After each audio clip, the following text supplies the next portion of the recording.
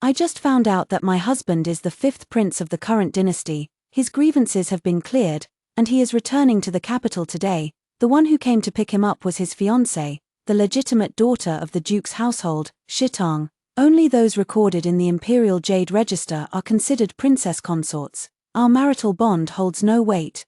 Yua has waited for me for 2 years.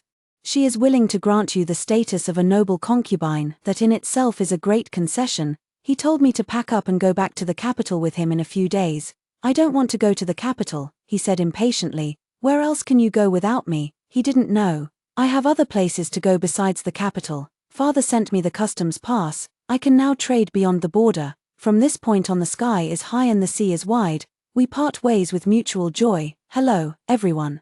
Welcome to my channel. Subscribe us to read wonderful novels every day. Now the story begins. I carried the steamed buns home on a shoulder pole. Xie Zhouxiao was just pushing the door open to leave. The faded blue robe he used to wear was now replaced with brocade garments and fine clothes, his hair tied up with a jade crown, exuding an indescribable air of pride and nobility. I just found out that he is the fifth prince of the current dynasty. His grievances have been cleared, and His Majesty has issued an edict to summon him back to the capital. The one who came to fetch him was his fiancée from the capital. I had no idea at all. Sang Yu stood behind him, elegant and dignified, tears welling up in her eyes. Xie Zhouxiao stepped forward, his voice cold and detached. Shitang. Only those recorded in the imperial jade register are considered imperial consorts. Our marital bond holds no weight. Yua has waited for me for 2 years. Her willingness to grant you the status of a noble concubine is already a great concession. Pack your things. In a few days, you will return to the capital with me. My gaze fell upon their interlocked fingers. He feared he had wronged Sang Yu and was eager to show it off in front of others. His deep affection and devotion to Sang Yu, a perfect match of mutual love, such tenderness and affection were never bestowed upon me. He turned his head, withdrawing the softness in his eyes. And when he looked at me, his gaze was icy cold, like the lingering chill of early spring that refuses to thaw. After a long silence, I asked again, aren't we husband and wife? His eyes flickered, his lips moved slightly, and after a long pause, he uttered 2 words, not exactly. I nodded slowly and asked again, can we not go to the capital? He paused for a moment, frowned slightly, and said with a hint of impatience, stop making a fuss, you're a merchant's daughter. Being able to become a noble concubine to a prince is the biggest concession I can make. Where else could you go without me? I lifted my head and said softly, yes. Then I turned around and began to busy myself. This month, during the Ghost Festival, not many people are out, so the pancakes don't sell well, and there are many left. I need to save them carefully so I can sell them tomorrow. I lowered my head and started packing up my carrying pole. No one saw the face I was about to cry with. Xie Zhouxiao said calmly and indifferently, don't bother cleaning up, these pancakes aren't anything good anyway, and there's no need to eat them in the future. I turned a deaf ear and continued tidying up on my own. Beneath the box was the letter I had picked up from the post office today. It was from my father. He had opened up a trade route between Daliang and the western regions and invited me to join him in the merchant business. Along with the letter, there was also a border pass. It's not that I have nowhere to go, I can cross the border to trade, and from then on, the sky is high and the sea is wide, a happy parting for both. 2 years ago, I followed a caravan to trade salt in western Hune, where I met Xie Zhouxiao on the road. The homeless had no house or land. He mingled among a group of drifters, stumbling and limping along the road, when suddenly his foot twisted, and he tumbled into a ditch. No one cared. In the ditch, he was covered in knife wounds. His clothes in tatters. He clutched my sleeve, his eyes full of hope. Miss, save me. After washing my face, I was utterly astonished. Xie Zhouxiao turned out to be a strikingly handsome man. Even though I had traveled far and wide with my father for many years, I had never seen anyone as handsome as him. I stood there dazed for a moment, and my face instantly flushed red. Xie Zhouxiao told me he was a scholar from the capital, whose family was implicated in a case of rebellious poetry, resulting in the entire clan being confiscated and reduced to refugees. Please save me, miss. I will repay you with unwavering loyalty. For his sake, I stopped in Shu and rented a courtyard, taking meticulous care of him. The neighbors said he was aloof and proud, and might not be grateful to me. I just smiled. That day, I went out shopping and casually brought him a folding fan. He slowly unfolded it, his eyes glimmering, and asked softly, you treat me so well, miss. I don't know how to repay you, I joked. Then why not marry me? He replied, okay, Before the spring festival, he shamelessly set up a stall at the market to write couplets, earned a small sum of money, and bought me a copper hairpin, the design of which he drew himself. He said he had nothing of value, no worthy betrothal gift to offer, and could only present this hairpin to me, to be the one to tie up my long, dark hair. I felt like I had found a treasure. I wrote a letter to my father, telling him that I had found my ideal husband and would no longer travel with the merchant caravan. Now, I have a family and a husband. Half a month ago, a young lady from the capital, the legitimate daughter of a duke's household, came to our town. She traveled a long way south to recuperate from an illness. As the town's latest news, I couldn't help but bring it up during dinner. At that time, Xie Zhouxiao looked indifferent and didn't respond, only saying, "Do not speak while eating or sleeping." He was always sparing with his words to me, but one day as I returned home at dusk, under the shade of the willow trees, I saw the girl sobbing with tears streaming down. Xie Zhouxiao pulled her into his embrace. A surge of hot blood rushed to my head. What was I thinking at that moment? I should have been like Xionyang, the fruit seller next door, who, upon learning her husband was dallying in brothels, grabbed a fire poker and charged straight in. But two women clawing and biting at each other is just too unsightly. I calmed down. Perhaps I misunderstood. If it wasn't a misunderstanding, I still clung to the hope. Even though Xie Zhouxiao was exceptionally talented, he was just a displaced commoner, while that young lady was a noblewoman from a prestigious family. Even if there was some romantic ambiguity between them, they could never end up together. Yes, that's right. Miss Sang remained secluded in her chambers, and I never saw Xie Zhouxiao meet with her again, until one day, it was my birthday, and I deliberately closed my stall early to go home and celebrate. The night before, I found a new hairpin placed under my pillow. I returned home full of joy. Xie Zhouxiao, however, gave me a cotton handkerchief, his expression still indifferent. "Making pancakes, your hands get greasy easily. This will come in handy. I'm short on money and don't have anything else of value to give." Yet the hairpin I had been longing for appeared the next day in Miss Sang's hair. She came to buy pancakes, willow slender as the breeze. She said, "I really envy you." To others, it sounded abrupt and puzzling, but in that instant, I understood. A sour, bitter taste welled up inside me. She left with reddened eyes. At night, Xie Zhouxiao returned with reddened eyes. He was heavily drunk. I went to support him, but he shook his sleeve and pushed me away. I fell to the ground, watching him, staggering and fumbling. He reached into the chest and pulled out a folding fan. He mistook that fan for me, and all the resentment in his heart, fueled by the wine, poured out. "Mu Shitang, it was you who had the audacity to demand repayment for a favor, forcing me to marry you. If it weren't for you, I would have rather died in a ditch back then than become this heartless, faithless hypocrite." Xie Zhouxiao, who was always aloof, had tears welling up in his eyes. "It was I who failed her. It was I who hurt her. She shouldn't have waited for me." His tone was filled with resentment. It turns out, Miss Sang was his fiancée, who had been waiting for him in the capital for 2 long years. He had feelings for her, and she felt the same. But it was I, a wife who suddenly appeared, who tore them apart. He gripped the folding fan, suddenly exerting force with a sharp rip, and the fan split apart. 1, 2. The night was very quiet. The sound of the silk paper tearing was exceptionally clear. Something in my heart shattered as well. My voice was gone, choked up, not daring to make a sound. Then, Xie Zhouxiao sat alone in the courtyard, staring desolately at the full moon, murmuring Yua before finally getting drunk and falling into a deep sleep. I stood frozen under the eaves, my eyes no longer able to hold back the tears, which rolled down my cheeks. The mountain wind was cold, chilling me to the bone. Xie Zhouxiao remembered nothing after getting drunk, but he saw the folding fan on the ground, torn to shreds by him. Then, as if nothing had happened, he quietly picked it up and placed it back into the trunk. He asked me nothing. I didn't mention anything. But we all knew that something had already changed. Half a month later, a group of solemn-faced guards appeared, crowding around and completely surrounding my courtyard. They were there to welcome the 5th prince back to the capital. At the front of the crowd was Sang Yu, her eyes glistening with tears. Yesterday, they could only meet in secret, fearing that Sang Yu would suffer a tarnished reputation. Today, they could finally meet openly, in full view of everyone. All because Sang Yu and Xie Zhouxiao were still bound by their engagement. She was the future 5th prince's consort, and I, just a wild wife from the countryside, without matchmaker or betrothal. After saying this, Xie Zhouxiao turned and walked out the door, directing a group of guards to set up 2 tents in the courtyard.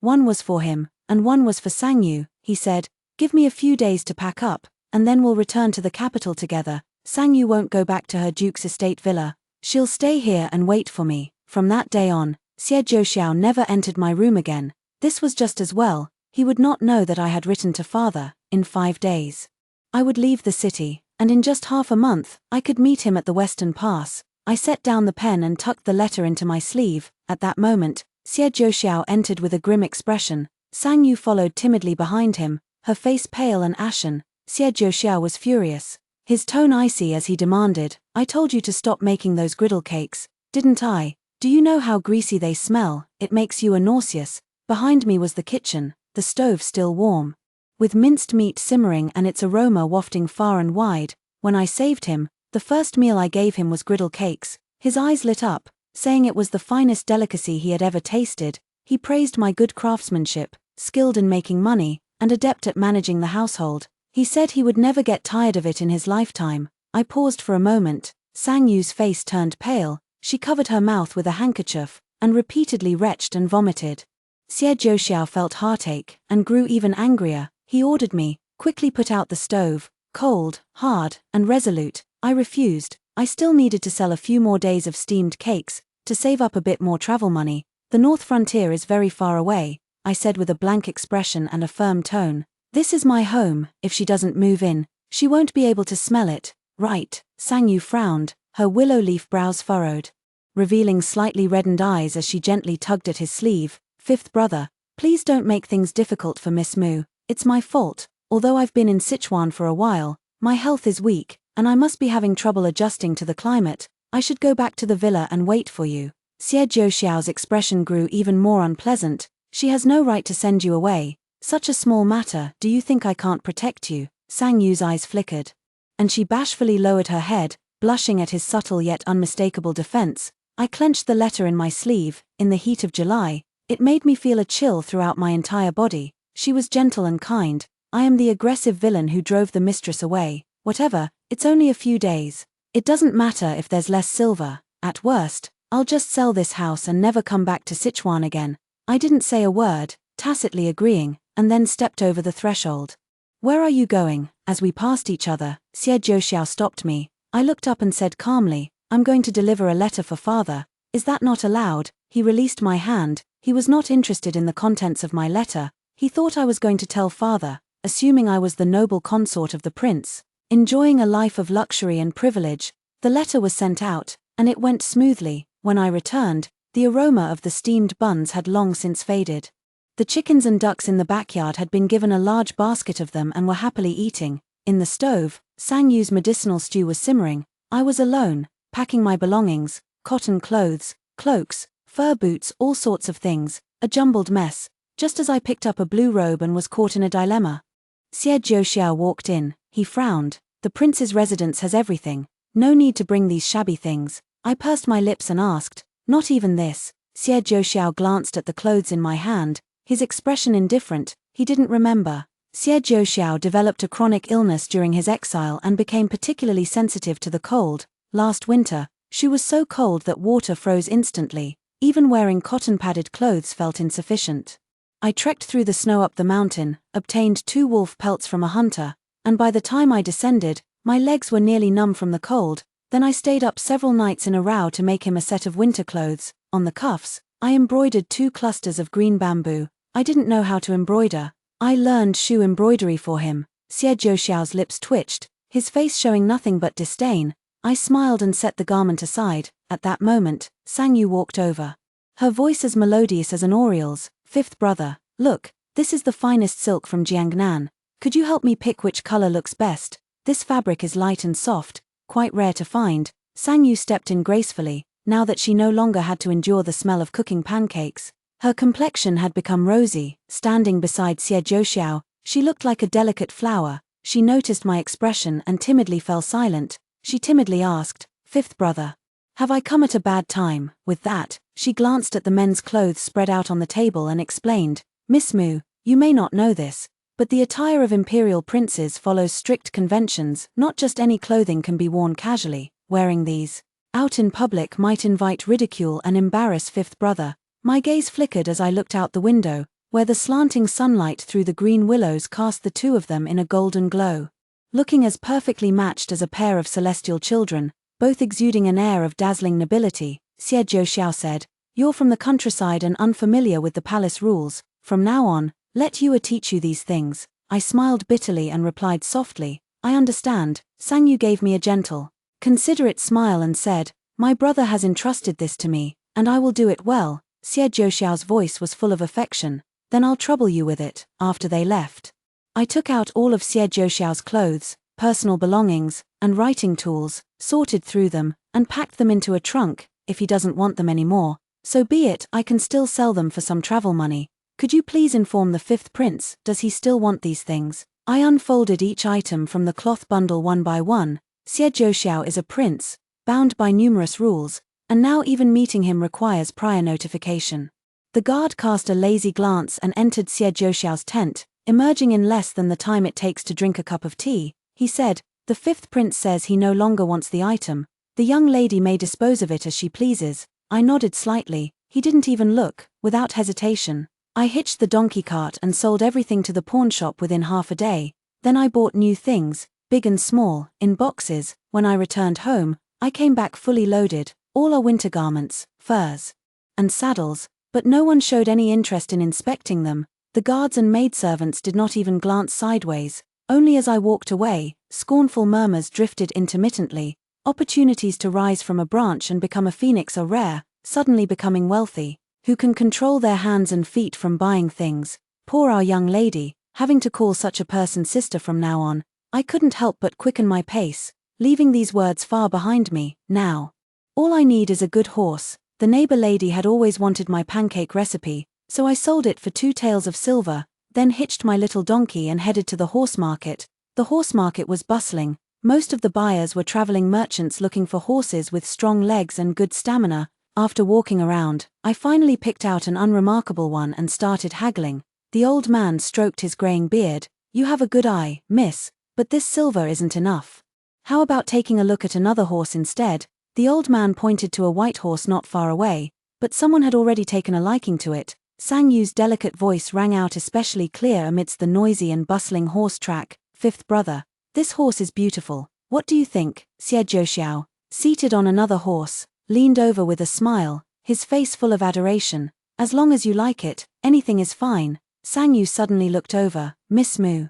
Xie Zhouxiao turned his horse around and saw me. Looking down from his height, he frowned and asked, "What are you doing here?" I tugged at the rope in my hand and told the truth. "Selling the donkey. It's not a good walker. It can't go far." Xie Zhouxiao had no doubts. Suddenly, his gaze fell on my hair bun, and he narrowed his eyes, momentarily dazed. His voice tightened slightly. "Where is your hairpin?" I instinctively touched my hair bun. Women love beauty.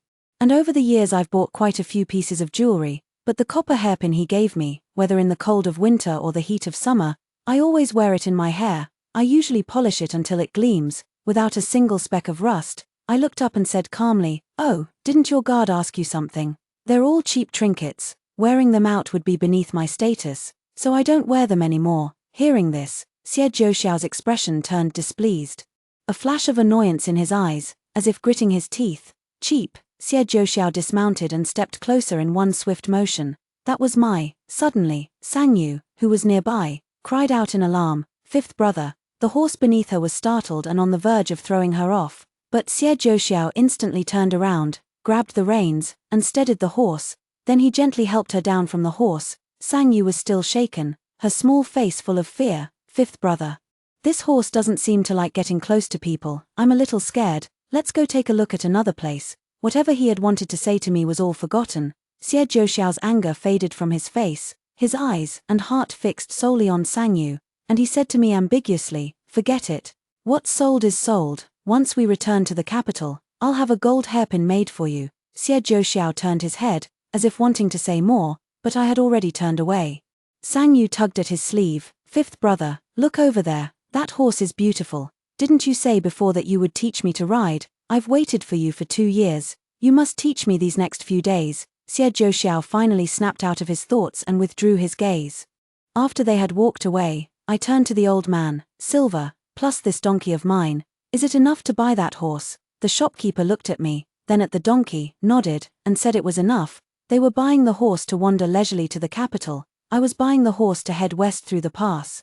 2 days before setting off for the capital, the little maid who attended to me watched me pack and couldn't help but mutter, "Miss, you sold a batch of old things and bought a new batch, but to my eyes, they don't look any different from the old ones. The style and material are both shabby. The fifth prince probably wouldn't fancy them either." She spoke bluntly, without meaning to belittle me. I lowered my gaze and remained silent, focusing on tidying up. It may be shabby, but it's all useful for business. One more day, and I can leave. While I was tidying up, a guard who served Xie Zhouxiao closely came to inform me that Sang Yu had sent an old nanny to teach me the rules before going to the capital, so as to avoid offending any nobles. I had seen this old nanny before. She was Sang Yu's wet nurse. She had a kind and gentle face, but that was only in front of others. Before me, the old woman exuded authority without anger, standing tall as she sized me up and laid down a series of rules. Then, she told me to learn, one after another.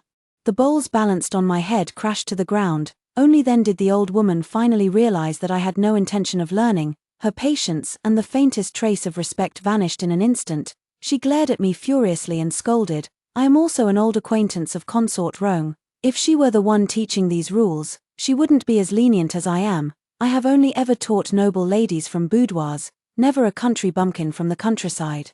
You are the concubine of the fifth prince. No matter what grievances you have, you must endure them." Endure? I endured Xie Zhouxiao's coldness for 2 years, and endured him demoting me from wife to concubine. I have a choice. Why should I endure? I replied indifferently. I haven't entered the mansion yet, so I can't be considered his concubine. I'll learn these rules later. Whether I'll still be here by then is hard to say. I left the old nanny speechless and utterly enraged.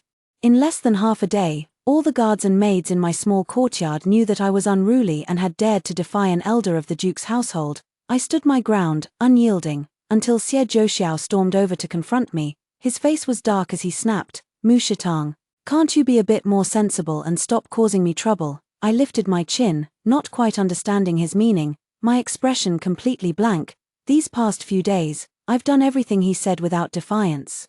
What more could he possibly be dissatisfied with? Sang Yu peeked out from behind him, her almond-shaped eyes glistening like pear blossoms after a spring rain, full of grievance, and said, "Miss Mu, Aunt Gui is my wet nurse. She has served in the Duke's mansion for many years, and my etiquette was also taught by her. I just wanted you to make a good impression in front of Her Highness. I didn't mean to deliberately make things difficult for you." Sang Yu, delicate and fragile, stepped forward with the demeanor of a close sister, intending to take my hand, but I instinctively avoided it. Her face showed a flash of hurt, and tears began to fall just like that. Xie Zhouxiao's anger flared up instantly as he said in a low voice, "Someone, escort Miss Sang back first." He coaxed Sang Yu away with gentle and soft words. When no one was around, Xie Zhouxiao suddenly stepped forward, grabbed my wrist, and asked angrily, "What did that mean? What mean?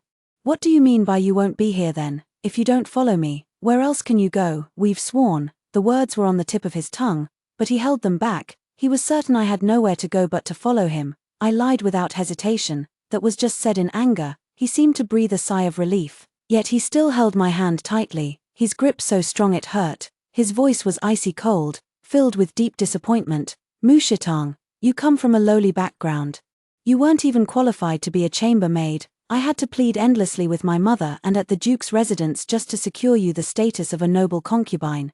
Do you have any idea how much I've protected you?" I forced a stiff smile, my heart feeling as if it were being slashed by a knife. He never asked me if I was willing to be this honored concubine. Xie Zhouxiao released me, straightened his sleeves, his eyes devoid of warmth. "Be obedient. After I return to the capital and marry Yua, I will bring you into the manor. Don't cause trouble, or else you won't even have the status of an honored concubine. You'll only be a bedchamber servant." I lowered my gaze, my fingertips turning white from how tightly I was clenching them, holding back the sour taste in my mouth as I choked out a reply. "Understood." On my last day in the capital, I took the deed to the trading house. I stated my purpose directly. "How much can this house be sold for?" The shopkeeper knew I was the woman who sold flatbreads in the East Market and was also aware that Xie Zhouxiao was the fifth prince. He greeted me with a smile and even tried to make small talk. I lowered my gaze and simply said, "No matter the price, sell it immediately. You can take the house the day after tomorrow. After this, I will never come again." The shopkeeper nodded repeatedly and even congratulated me. I just wanted to get it over with quickly. Without haggling at all, making a loss-making deal for the first time, I took the silver and went out. In July, pomegranate blossoms blaze brighter than fire. By the Jean River, flowers bloom in dense clusters. Inside the small pavilion, a man and a woman sat together, the stove fire burning brightly. The aroma of tea filling the air. Sang Yu held a few freshly picked pomegranate blossoms. Xie Zhouxiao wrote a poem on the silk fan, and Sang Yu took it. Holding it under her nose to inhale its delicate scent, the hairpin on her temple tinkled softly. Xie Zhouxiao sat opposite her, raising his hand to brush away the fallen petals from her shoulder. It was a tenderness and affection he had never shown me. I had suggested several times before to go on a flower viewing excursion. He always replied indifferently that he didn't like it. Back then, I naively thought he truly disliked it, but now it seems clear it wasn't the flowers he disliked, but the person accompanying him to enjoy them. I'm just a rough man. Appreciating flowers with me is like playing the lute to a cow. I can't compare to Sang Yu, who is well read in poetry and literature. These past few days, I haven't been able to see Xie Zhouxiao. They listen to the wind, sleep under the willows, ride horses, and chase the moon. I stood blankly behind the tree, my eyes aching. I lowered my head and swallowed back my tears. Xie Zhouxiao paused the hand holding the cup and glanced in my direction. I quickly averted my gaze, pretending not to have seen anything. The crowd was bustling with tourists, and I was just one among many, utterly inconspicuous. Fifth brother. Sang Yu called out to him in a sweet, coquettish voice. Xie Zhouxiao also pretended not to notice me. The day we set out was a beautiful one. It just so happened to coincide with the temple fair. It was very lively. But this liveliness had nothing to do with me. I was alone with a little maid, leisurely loading things onto the carriage. Box after box, item after item, filled the carriage to the point where there was almost no room to sit. The little maid grumbled again in a low voice, saying I had brought too many useless things and that she would have to suffer along with me. In the scorching heat of the July sun, she had no desire at all to keep me company under the blazing rays. Go back to Miss Sang's side. I'm not used to being waited on. After sending the little maid away, Xie Zhouxiao came by. He stood by the carriage, glanced at my fully loaded wagon, frowned, and asked coldly, "You did this on purpose, didn't you?" I pursed my lips and didn't respond, because I knew he had more to say. "Don't forget, you're just a concubine. You can't ride in the same carriage as me and Yua. Don't make a scene, it's the rule," he added. I shook my head, indicating I wouldn't make a fuss. "I'll just ride with the coachman. I'm a merchant's daughter, I'm used to it." He headed north to the capital. I went west toward the western pass. We were never on the same path to begin with. Xie Zhouxiao's face turned as cold as the frost of early spring. He flicked his sleeve and left, saying, "Do as you please." Sang Yu finally made her grand appearance, surrounded by stars and the moon. Maids and guards crowded around, carefully helping her into the carriage. My side was cold and deserted, with even my only maid sent away. The coachman, sitting in the driver's seat, hesitated and spoke. "Madam, miss." I lifted my skirt and jumped into the carriage, sitting next to the coachman, and said softly, "Walk slower, there's no hurry." The wheels rumbled along the road toward the city gate. My cart is heavy, so it moves especially slowly. In my line of sight, Xie Zhouxiao's carriage gradually moved further away from me.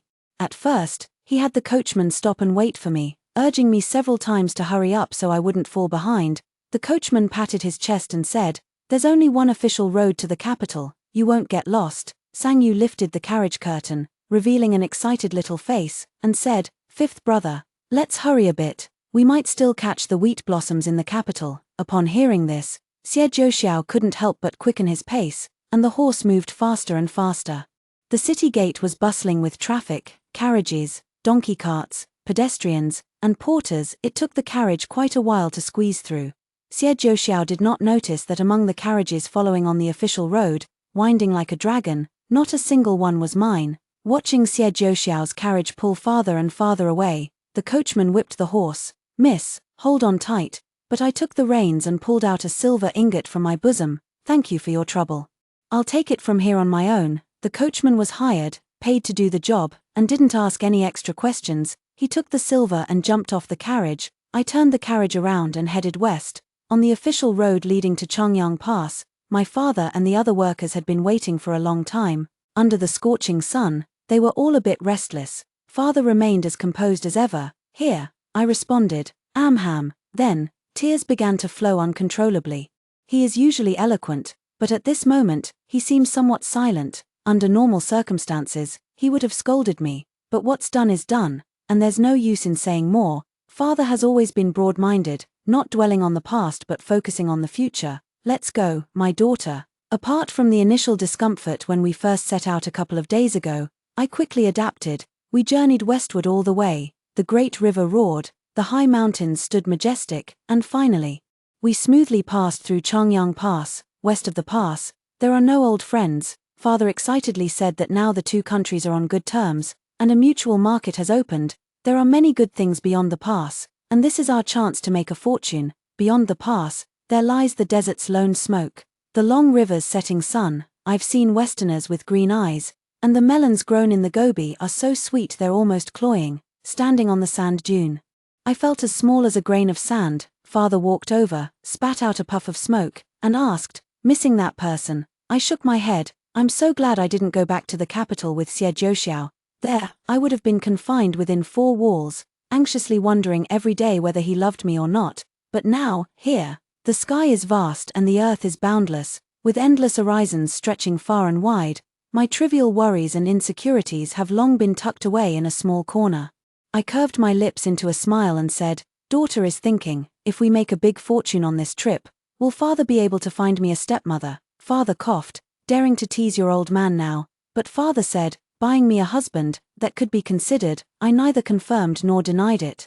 The first day of setting off for the capital, the night fire dims. Xie Zhouxiao stood at the inn's entrance, helping Sang Yu down from the carriage. After that, he hesitated for a moment, then turned and went to the carriage behind. These past few days, he had been cold to Mu Shitang and had spoken rather harshly. She was a sensitive person, and now she was probably still upset with him. He clearly didn't want to do that, but Sang Yu was here, she was his fiancée, and he had to consider her feelings. "Shizhao, we've reached the inn, let's make do here for the night." Xie Zhouxiao knocked on the wooden panel of the carriage. A man came down.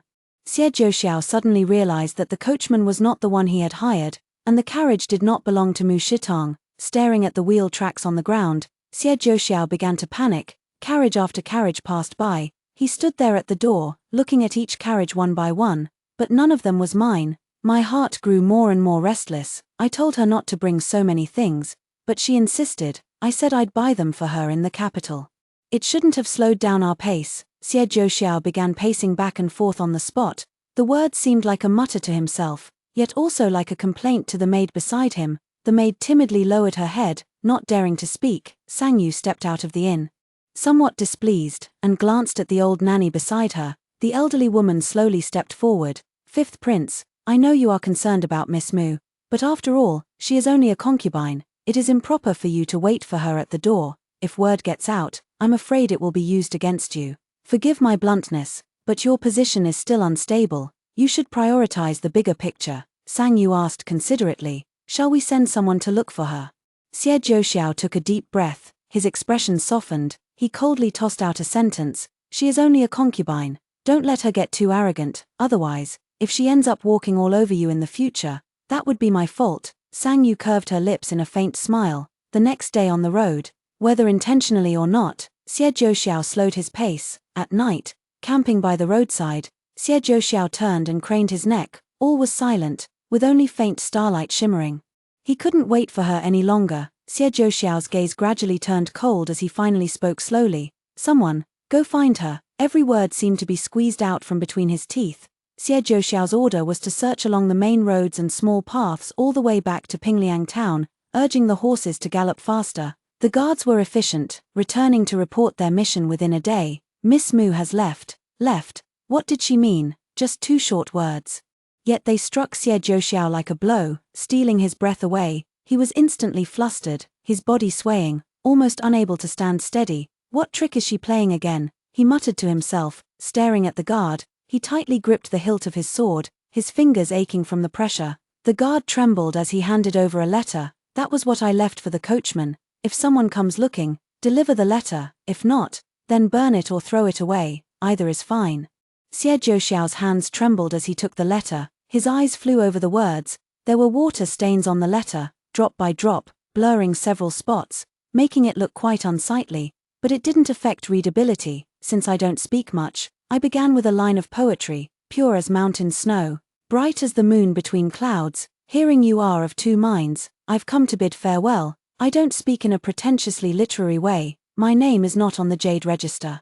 Since we are not considered a proper married couple, I will not follow you to the capital. If I had known back then that you had a fiancé, I would never have gotten involved with you. From now on, though mountains rise high and rivers flow far, men shall marry and women shall wed, with no further connection between us. A thin letter, with only a few brief lines, Xie Zhouxiao read word by word. His heart suddenly felt hollow, a slender twig seemed to prick his heart, faintly yet persistently. With a piercing pain, unconvinced, he snatched the reins from the guard, mounted the horse, and rode off. Sang Yu stumbled out of the carriage, hurried after him, and blocked the path of his horse. Fifth brother, we can't delay any longer. The imperial decree appointing you as a prince is waiting in the capital, and also, the formal edict of our betrothal. She grabbed a corner of Xie Zhouxiao's sleeve. Tears welled in Sang Yu's eyes. Fifth brother, isn't it just as well that she's gone? Miss Mu wanted to make way for us, her eyes were bloodshot, watching the corner of the garment in her hand slowly slip away. The white horse galloped off, Sang Yu chased after it for a few steps, then fell hard. Fifth brother, her heart was breaking. Fifth brother, don't leave me behind, but Xie Zhouxiao could hear nothing. A group of guards also leaped onto their horses and galloped after them in hot pursuit. Xie Zhouxiao dashed wildly under the moonlight, his hairpiece was disheveled. His sleeves torn and snagged by branches, but he paid no mind. He chased for 2 miles, only to be blocked by the Luo River. The Luo River was treacherous, and crossing the bridge was forbidden at night. The Luo River churns, its furious waves surging endlessly. He gazed at the long road behind, the reins in his hand gripped so tightly they hurt. Shitang, Mu Shitang was a traveling merchant woman, never settling in one place, always on the move. She was gone. And with the vast world stretching in all directions, he had no idea where to even begin searching. Suddenly, it began to rain, a gentle pitter-patter. It fell on his face, mingling with his tears. They slid down together. That year, in the light rain amid the apricot blossoms, she saved him from the ditch, pulling him out of the mire. That year, when the western crabapple blossoms filled the countryside after the Qingming rain, they married in a simple rural courtyard. He made a vow. Through life and death, we shall be together. This year, separated by life and death, some promises of eternal devotion can break one's heart even while still alive. The guards caught up. Sang Yu also cried as she chased after him. The rain grew heavier, it was noisy, yet also quiet. He had originally thought that marrying Mu Shitong back then was only out of obligation for her life-saving grace. He even felt humiliated. Coldness and alienation were the price she had to bear. He thought that by giving her the position of a noble concubine, he was offering her the greatest favor under heaven, and she should be grateful. Only in this way could he make up a little for the wrong he had done to Sang Yu. He deceived himself into believing he did not love Mu Shitong, but she was gone. Only then did he realize that she had taken his heart with her. I've been to the western regions with my father, to Lulan, and to many other places. We traded silk and spices from the central plains for cattle, sheep, furs, and jade. The borderlands prospered, and my father's trade business grew larger and larger, making him the biggest merchant at the frontier. That year, father took on a major business deal with the imperial merchants, supplying furs and western jewels to the royal clan. Father didn't trust the clerks to handle it, so he brought me along to personally escort the shipment. It was my first time in the capital. The bustling sights were dazzling. The one who received us at the post house was the imperial merchant, and the one managing the imperial merchant was the fifth prince, Xie Zhouxiao. He is now the Prince of Yang. This was our first meeting in 3 years. He stood in front of the trading house, tall and elegant, amidst the sparse rain and apricot blossoms, still carrying an air of proud nobility, though his cheekbones were more prominent and his figure had grown much thinner. His lips moved slightly, and his eyes gleamed. Shizhao, I've been looking for you for so long. His voice was somewhat hoarse. There is still a lingering attachment, but seeing him now, I no longer feel the same heart-pounding, hesitant anxiety I once did. I am very calm. I bowed respectfully and said, Your Highness. Xie Zhouxiao was left speechless, his eyes filled with hurt. You don't have to be like this. He looked at me, his eyes full of deep affection. I didn't marry Sang Yu. She is only a concubine. The position of my principal consort has always been reserved for you. Shitang, will you come home with me? He explained that back then, he was at his weakest, the least powerful and influential among all the princes. Princess Rong was not his birth mother. He could only rely on the influence of Duke Sang to secure his footing in the court, his eyelashes slightly dampened. Shitang, you have always been in my heart. In the past, I was blind and failed you. I tilted my head slightly, gazing at the vast, hazy blue sky. I replied with the exact words. We have no matchmaker, no betrothal, and no record on the Jade Register. We are not husband and wife. That's what you said. I am but a lowly commoner, fit at most to be a chambermaid. That's also what you said. These words, I've kept them hidden in my heart for many years. Each time I think of them, I resent you once more. But as time passed, the grudges faded away, without sorrow or joy. I said, Xie Jiuxiao, back then when I told you to marry me, it was just a joke. In truth, if you had told me you were already engaged, I wouldn't have forced you. Now, it's just a matter of turning back from the wrong path I chose. Xie Jiuxiao's face was deathly pale. As if something in his eyes had shattered, his fingers trembled, and he staggered back a step, his gaze blank and desolate like the west wind. He said, I don't believe it. You are willing to come to the capital, so you still have me in your heart. I felt a bit cold, so I gathered my fox fur cloak and said calmly, business people value profit. There is no place where business cannot be done. If it's about business, I can discuss it with you on commercial terms. But you are a court official, it's better not to meet privately too often. With that said, I turned around and went back to the inn, closed the door. I went home, picked up the account book, and started reading it. No matter what was happening outside, nothing was more important than my account book. This batch of furs being sent to the palace was extremely precious. The imperial consort was pleased and specifically ordered the royal merchant to have me bring the goods into the palace. In the imperial garden, consorts, noble ladies, and esteemed women from various palaces were all present. Rongfei, Xie Jiuxiao's adoptive mother, was also there. Rongfei's face was calm and composed, and she only gave me a brief, indifferent glance, showing no emotion, perhaps after years of palace struggles. All her edges had been worn smooth. Sang Yu accompanied consort Rong. As a secondary consort, she was not qualified to sit alongside consort Rong on such an occasion. Instead, she stood to the side, ready to serve her mother-in-law at any moment. Her eyes were downcast, her expression desolate, like a vibrant and delicate rare flower. She seemed veiled in a layer of dust, dull and hazy. I received all sorts of strange looks. When Xie Jiuxiao was exiled to Shu, he married a wife who did not return to the capital with him.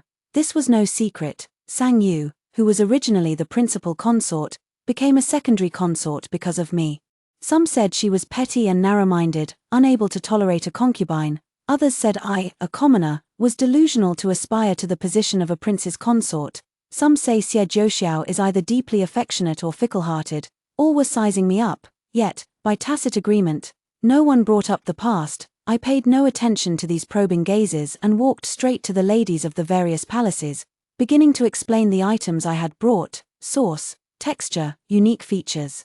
In the midst of the lively conversation, the scenery of the western regions was also discussed. The imperial consort, who loved hearing stories from the outside world, came over, interrupted me, and asked, tell me, I've heard that Lulan has singing sands. Have you seen them? What are they really like? Do the sands truly sing? How can a woman like you travel so far? Where else have you been? The imperial consort specially ordered a seat to be offered to me. I firmly declined. There are too many stories beyond the frontier. I smiled and began to narrate slowly. The sand doesn't make a sound on its own, but that desert is full of strange rocks. Whenever the wind rises, the sand and wind pass through these rocks, creating sounds that vary with the seasons. The imperial consort listened, completely captivated. The ladies in the palace, confined within the palace walls for a lifetime, showed an unusually high interest in hearing about the outside world. Even the usually indifferent consort Rong came over, listening attentively. As for Sang Yu, she remained standing properly to the side, completely neglected. It wasn't until the palace attendants reminded them that the palace gates were about to close that the crowd finally dispersed. From beginning to end, consort Rong never made things difficult for me. Only when she was about to leave did she call me aside and say calmly, you are luckier than I am. You chose the right path. I left the palace at the same time as Sang Yu. She blocked my way, filled with resentment. Why is it that with just a few words from you, you can make mother happy? No matter what I do, she's never pleased. I smiled helplessly and said, I'm a business person, always putting on a friendly face. I say whatever the customer likes to hear, that's all. There's no other meaning to it. She bit her cheek, her eyes rimmed red with resentment. and said bitterly, "You clearly left. So why did you come back to provoke Xie Zhouxiao? It's all your fault. Clearly, I am his wife." Sang Yu refused to let it go, pouring out her resentment with a heart full of grievances. She resented that I once used a favor to demand repayment, forcing Xie Zhouxiao to marry me, making me a stumbling block and a thorn in their side. She resented me even more for leaving far away, taking his heart with me, leaving him to toss and turn in anguish, loving but unable to have. Just as Xie Zhouxiao once neglected me, he now neglects her in the same way. Sang Yu's eyes welled up with tears. I just liked him. Was that wrong? I tucked my hands into my sleeves and said helplessly, "You're blaming the wrong person. Your engagement was never broken off, back then. He kept it hidden, he deceived both you and me." Sang Yu stopped crying and stood there in a daze. "He used me to secure a place to settle and establish himself. Later, he used you to gain a foothold in the capital." I lowered my gaze. I saw it clearly, and that's why I left. Amid Sang Yu's bewildered gaze, I boarded the carriage. Xie Zhouxiao came to see me a few times. I had the maid decline them all. The maid, not daring to offend the prince, still accepted a cluster of plum blossoms and placed them on my desk, timidly saying, "Prince Yang said the plum blossoms in the outskirts of the capital are in full bloom, and he invites you to see them. He will wait for you, rain or shine." I glanced at them. My heart remained unmoved. That day, Xie Zhouxiao stood alone in the wind, waiting for a long time. The wind blew the falling blossoms, blurring his vision, making his eyes red and sore. From broad daylight, he waited until the sun set in the west. He would not wait for me. This business deal in the capital went well. Earning a large sum of silver, before leaving the capital, I was busy purchasing various goods that could be sold for a good price beyond the frontier. I returned from outside, completely exhausted, and collapsed into a chair. Just then, the maid brought in another exquisite box, bowed her head, and offered an apologetic smile. "Miss, this was sent by Prince Yang." I dared not refuse, so I accepted it on your behalf. I opened the box. I thought it might be something valuable. But it was just a bronze hairpin. The style was the same as the one he had given me before. Now, this hairpin was placed with utmost care inside a lacquered box. Xie Zhouxiao sent me many things, but I had them all returned. This hairpin was no exception. The day before leaving the capital, Sang Yu came to see me. The slap mark on her face was shockingly clear. The reason was that she knew Xie Zhouxiao had been trying every way to please me, and her grievances and resentment suddenly erupted. They had a big argument, and in the heat of the moment, Xie Zhouxiao slapped her. Then came Xie Zhouxiao's day after day of cold neglect. Tears rolled down from her eyes. One by one, Sang Yu choked up, feeling a humility she had never known before. "I was wrong before, and now I'm suffering the consequences. Miss Mu, I will give you the position of the principal consort. I won't compete with you for favor anymore. Please stay." I looked at her and suddenly found it somewhat laughable. "Did he send you to persuade me?" I had hit the mark. Sang Yu looked desolate, nodding with a mix of bitterness and sorrow, her tears falling even more heavily. I let out a sigh. "The cheaper your affection, the more he tramples on it. Miss Sang, you were once the legitimate daughter of a duchy. The maiden so many young men in the capital wished to marry. You shouldn't have come to beg me." Sang Yu froze in place, then covered her face and wept bitterly. On the day I left the capital, Xie Zhouxiao came. He sat on horseback, unable to conceal the excitement on his face. He knelt before the emperor for a full day and night, even willing to trade his royal title for an imperial decree to marry me, a commoner of humble birth, as his principal consort. Xie Zhouxiao carefully presented the imperial edict before me. He stared at me stubbornly, humble and hoarse. "Shitang, as long as you write your name, you will be my lawful wife. Please don't leave." "All right," I gently pushed it back. In that instant, everything in his eyes collapsed, instantly darkening. I said calmly, "Why don't you understand?" His face instantly turned pale, his lips trembling slightly. I paused for a moment, then continued, "I don't like you anymore. I like the crabapple blossoms of Jiangnan, the sour apricots of the northwest, and the mare's milk wine from beyond the Great Wall. There are too many things I like, and there's no room left for you." I turned my head and looked at the person behind him, Sang Yu, who was crying her heart out. "But someone's heart is completely filled with you, but you have let down one after another." After saying this, I signaled the coachman to set off. The carriage slowly moved away, and as I lifted the curtain, I saw Xie Zhouxiao still standing in place. He understood, I would never turn back.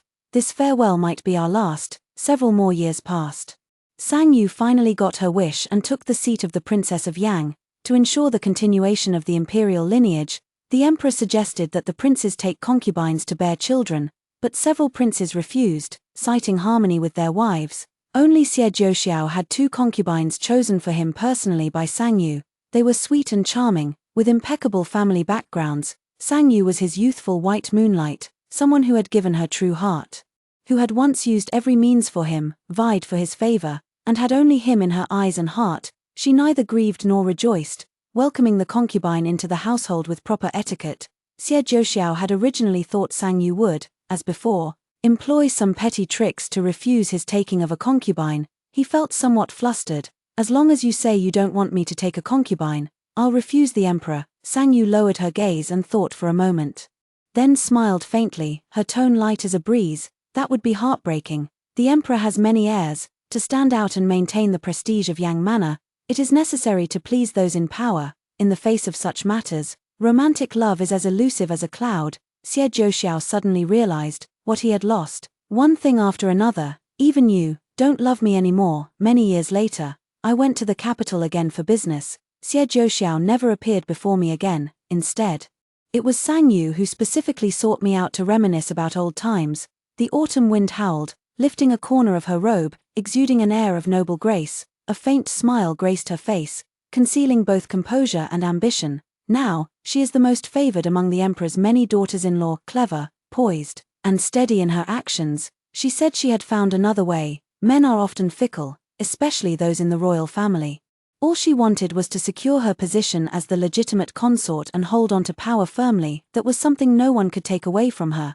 As for Xie Zhouxiao, he was, by nature, a sentimental and romantic nobleman, mediocre and indecisive in political affairs, with few achievements to his name.